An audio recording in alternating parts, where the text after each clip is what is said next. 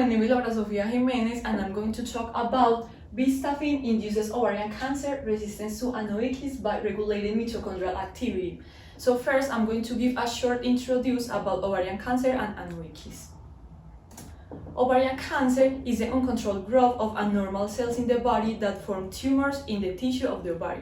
There are different types of ovarian cancer and the most common is epithelial cancer.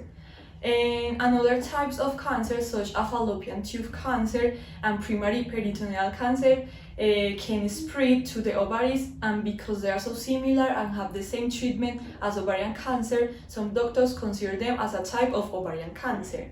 And most ovarian cancer are caused by BRCA1 and BRCA2 gene changes, and those increase the risk of ovarian cancers and breast cancer. Anoikis is a programmed cell death induced by the detachment of cells from the extracellular matrix.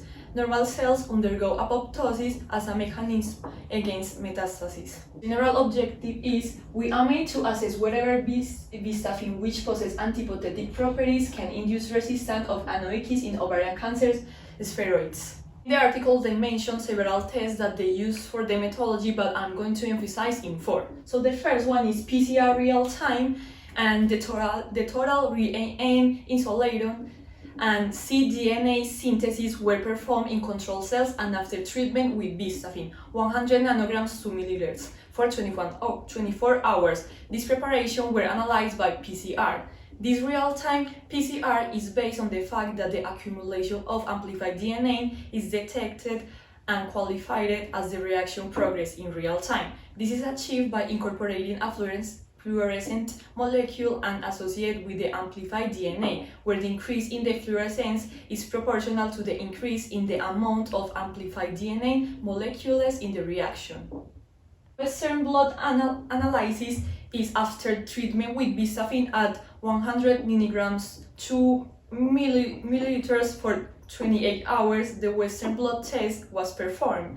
This is a technique used to study a specific protein in a sample that contains many other proteins. The protein of interest is identified using a radiolabel of enzyme-linked antibody specific of the protein.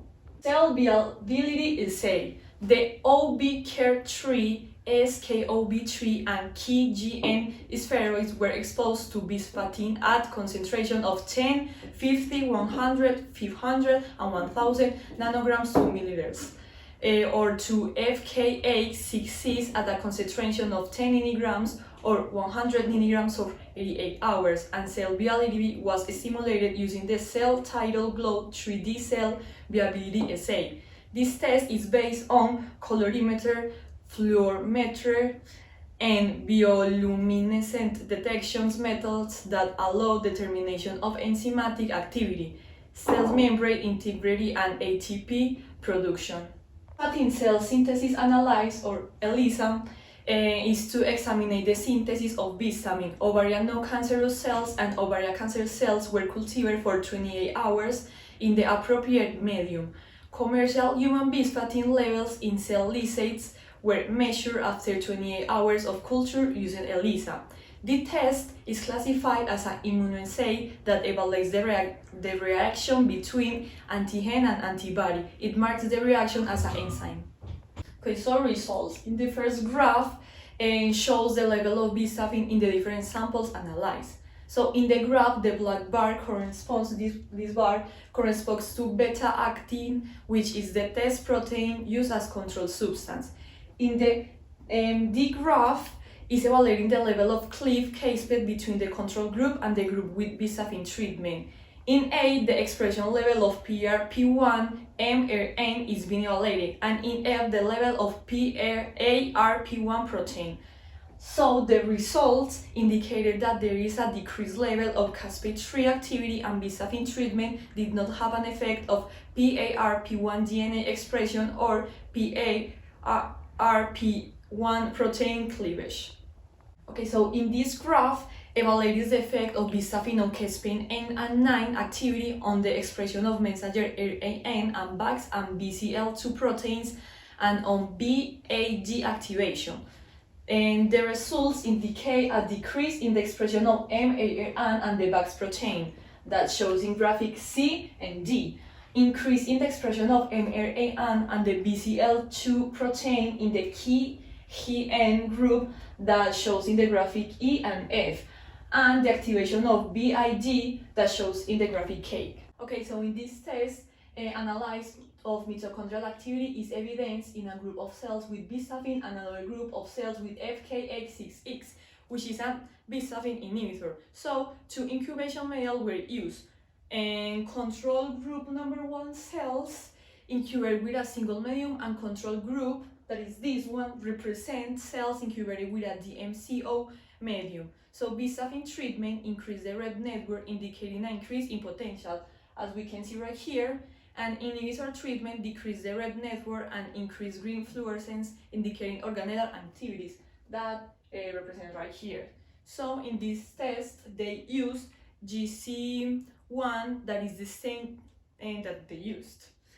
And so here, in the first one is still no activity. Then the change of stain to red is observed, indicating an increase in... Okay, so the discussion. The author Lee says that bistatin is present in acid fluid from ovarian cancer patients, suggesting a connection with intraperitoneal dysmension. So the author Wang says, we found down-regulated expression of caspase-3 MRAN accompanied by decreased caspase-3 activity in KGN and SKOB3 cells.